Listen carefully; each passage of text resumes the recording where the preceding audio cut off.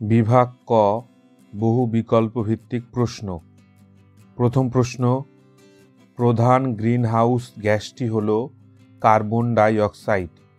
এরপর সকল আদর্শ গ্যাসের আয়তন শূন্য হয় যখন সেটির উষ্ণতা হয় -273°C। পরের প্রশ্ন, রাসায়নিক পরিবর্তনের সময় কিছুটা ভর শক্তিতে রূপান্তরিত হয়। এই সম্পর্কে আইনস্টাইনের সূত্রটি হল E=mc²। এরপর দৈর্ঘ্য প্রসারণ গুণাঙ্ক নিচের কোন ধরনের পদার্থের ক্ষেত্রে প্রযোজ্য? উত্তর হবে কঠিন। এরপরে বস্তু অপেক্ষা ছোট অসৎবিম্ব গঠিত হয় উত্তল দর্পণে। পরের প্রশ্ন, প্রতিসরণে কোন আপতন কোণের মানের জন্য আলোর ন্যূনতম চ্যুতি হয়? উত্তর হবে 0°। এরপর একটি অ-ওহমীয় রোধকের উদাহরণ হল ডায়োড। এরপরে ফিউজ যুক্ত থাকে লাইভ তারে। এরপর ক্যান্সার চিকিৎসায় ব্যবহৃত হয় তেজস্ক্রিয় কোবাল্ট। পরের প্রশ্ন, 2 নম্বর পর্যায়ের তীব্র জারণধর্মী মৌলটি হল ফ্লুরিন। পরের প্রশ্ন, নিচের কোন যৌগটি গঠনের ক্ষেত্রে অষ্টক নীতি মান্য হয় না? উত্তর হবে লিথিয়াম হাইড্রাইড। এরপর গলিত বা জলে দ্রবীভূত তড়িৎ বিশ্লেষ্য পদার্থের মধ্যে তড়িৎ পরিবহন করে অ্যানায়ন ও ক্যাটায়ন। এরপরে একটি গন্ধহীন গ্যাস হল নাইট্রোজেন। পরের প্রশ্ন, মরিচা ধরা হলো একটি জারণ বিজারণ প্রক্রিয়া। এরপরে কার্বাইড বাতিতে আলোক সৃষ্টির জন্য ব্যবহৃত হয় অ্যাসিটিলিন। এরপরে বিভাগ খ, প্রথম প্রশ্ন, সারা পৃথিবী জুড়ে উষ্ণতার ক্রমবর্ধমান অবস্থাকে কি বলে? উত্তর হবে বিশ্ব উষ্ণায়ন। পরের প্রশ্ন, জীবাশ্ম জ্বালানিতে কোন ধরনের শক্তি সঞ্চিত থাকে? উত্তর হবে সৌরশক্তি। অথবা সৌরকোষে শক্তির রূপান্তর কিরূপ? উত্তর হবে সৌরশক্তি থেকে তড়িৎ শক্তি। পরের প্রশ্ন, 27°C উষ্ণতা পরম স্কেলে কত হবে? উত্তর 300 কেলভিন। এরপর আদর্শ গ্যাসের সমীকরণটি লেখো। আদর্শ গ্যাস সমীকরণটি হল PV = nRT। পরের প্রশ্ন, এসআই পদ্ধতিতে যে কোনো প্রসারণ গুণাঙ্কের একক কি? উত্তর হবে পার কেলভিন। অথবা পাত্রের প্রসারণ বেশি হলে তরলের প্রকৃত প্রসারণ বাড়বে না কমবে? আমরা জানি তরলের প্রকৃত প্রসারণ পাত্রের প্রসারণের উপর নির্ভরশীল নয়, ফলে তরলের প্রকৃত প্রসারণ অপরিবর্তিত থাকবে। পরের প্রশ্ন, মানুষের চোখের নিকট বিন্দুর অবস্থান কত দূরে? উত্তর হবে 25 সেন্টিমিটার। এরপরে দৃশ্যমান আলোর তরঙ্গ দৈর্ঘ্য কত? উত্তর হবে 3800 আর্মস্ট্রং থেকে 7800 আর্মস্ট্রং। পরের প্রশ্ন, পরিবাহিতার এসআই একক কি? পরিবাহিতার এসআই একক 1/ওহম বা মো বা সিমেন্স। এরপর ডায়নামোতে কোন ধরনের শক্তি তড়িৎ শক্তিতে রূপান্তরিত হয়? উত্তর হবে যান্ত্রিক শক্তি তড়িৎ শক্তিতে রূপান্তরিত হয়। এরপর নিউক্লিয়াস গঠনের সময় যে ভর ত্রুটি হয় তা কোন শক্তিতে রূপান্তরিত হয়? উত্তর হবে বন্ধন শক্তি। অথবা আলফা ও বিটা কণার মধ্যে কোনটির ভর বেশি? উত্তর হবে আলফা কণা। এরপর বাম স্তম্ভের সঙ্গে ডান স্তম্ভের সামঞ্জস্য বিধান করো। উত্তর হবে একটি সন্ধিগত মৌল নিকেল ডোবেরিনার ত্রয়ীসূত্র হেমাটাইট থেকে নিষ্কাশিত হয় আয়রন, কলঙ্কহীন ইস্পাতে থাকে ক্রোমিয়াম। পরের প্রশ্ন, ক্যাথোডে আকৃষ্ট হয় কোন আয়ন? উত্তর হবে ক্যাটায়ন। পরের প্রশ্ন, তামার তড়িৎ লেপনের জন্য ব্যবহৃত তড়িৎ বিশ্লেষ্যটির নাম লেখো। উত্তর হবে কপার সালফেট। অথবা একটি মৃদু তড়িৎ বিশ্লেষ্যের নাম লেখো। উত্তর হবে অ্যাসিটিক অ্যাসিড। পরের প্রশ্ন, নাইট্রোজেন অণুতে কয়টি নিঃসঙ্গ ইলেকট্রন জোড় থাকে? উত্তর হবে 2 জোড়া। পরের প্রশ্ন, হাইড্রোজেন সালফাইড গ্যাস শুষ্ক করতে কি ব্যবহার করা হয়? উত্তর হবে ফসফরাস পেন্টক্সাইড। অথবা স্মেলিং সল্ট প্রস্তুত করতে কোন গ্যাস ব্যবহার করা হয়?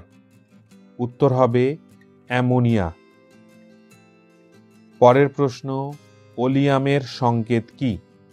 ওলিয়ামের সংকেত H2S2O7। পরের প্রশ্ন, ইথিলিনের পলিমারের নাম কি? উত্তর হবে পলিইথিলিন।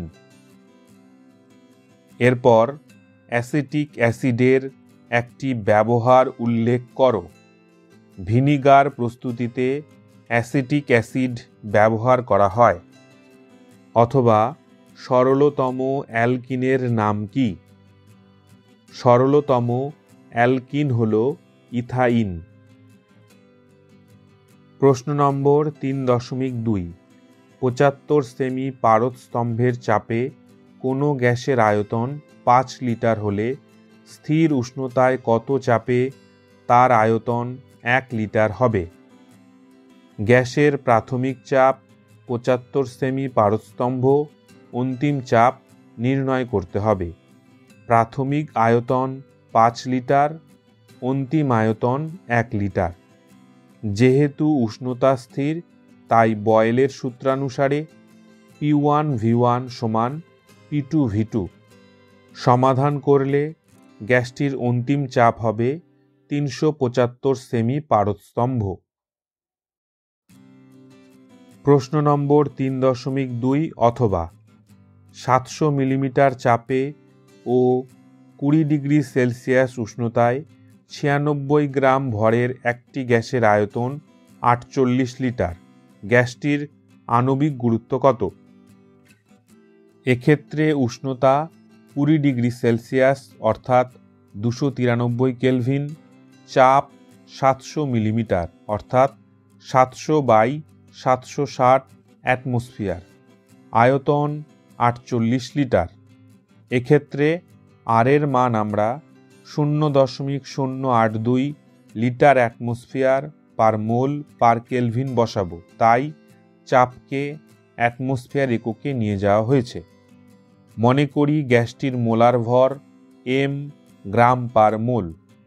আদর্শ গ্যাস সমীকরণ PV সমান W/m RT থেকে পাওয়া যায় m সমান WRT/PV। রাশিগুলির মান বসিয়ে সমাধান করলে গ্যাসটির আণবিক গুরুত্ব হবে 52.2, অর্থাৎ গ্যাসটির আণবিক ওজন 52.2 গ্রাম পার মোল। প্রশ্ন নম্বর 3.3, কাচের প্রতিসরাঙ্ক √2। একটি আলোকরশ্মি কাচের ব্লকে 45 ডিগ্রি কোণে আপতিত হল। প্রতিসরণ কোণের মান কত হবে? এক্ষেত্রে কাচের প্রতিসরাঙ্ক √2, আপতন কোণ 45 ডিগ্রি। মনে করি প্রতিসরণ কোণ R। আমরা জানি মিউ সমান sin I/sin R বা sin R সমান sin I/μ। সমাধান করলে প্রতিসরণ কোণের মান হবে 30 ডিগ্রি।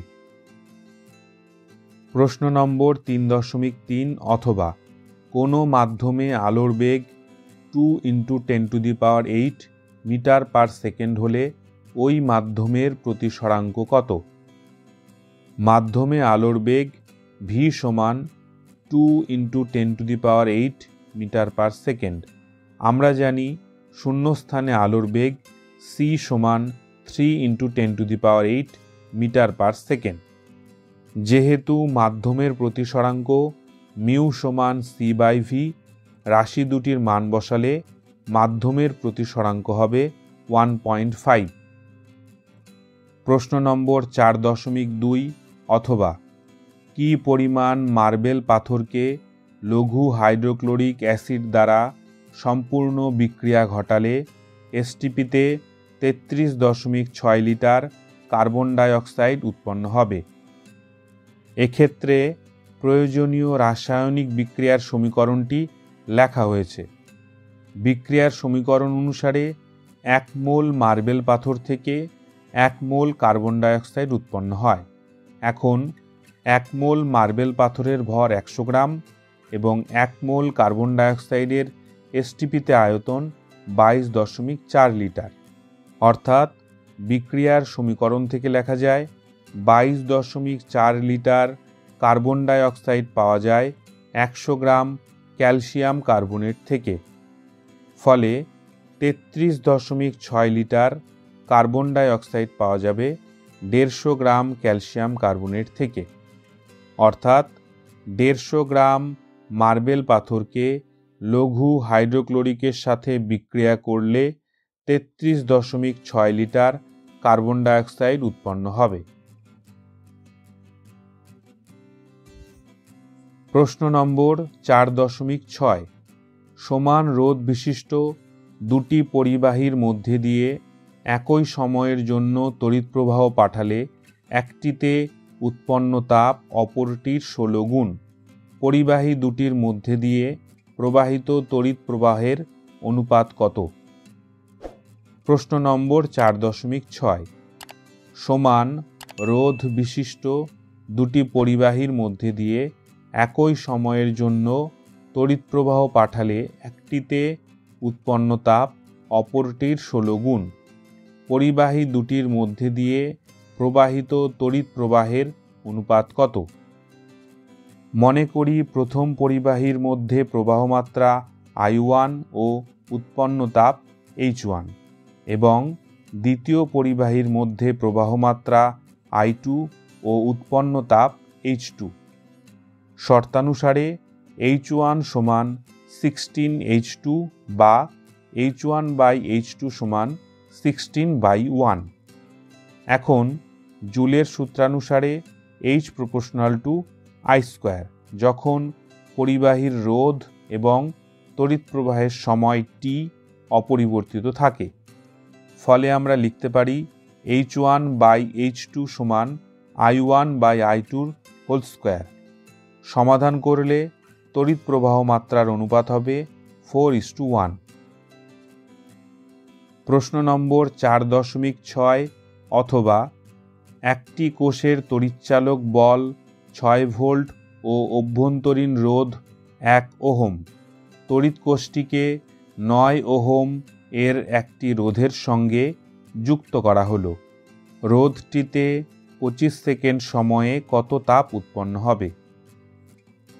এক্ষেত্রে কোষের তড়িৎচালক বল 6 ভোল্ট, অভ্যন্তরীণ রোধ 1 ওহম, পরিবাহীর রোধ 9 ওহম এবং সময় 25 সেকেন্ড। আমরা জানি তড়িৎ প্রবাহ মাত্রা I সমান E/R প্লাস r। রাশিগুলির মান বসালে তড়িৎ প্রবাহ মাত্রা হবে 0.6 অ্যাম্পিয়ার। এখন জুলের সূত্রানুসারে উৎপন্ন তাপ H সমান I²RT। রাশিগুলির মান বসালে রোধটিতে উৎপন্ন তাপ হবে 81 জুল।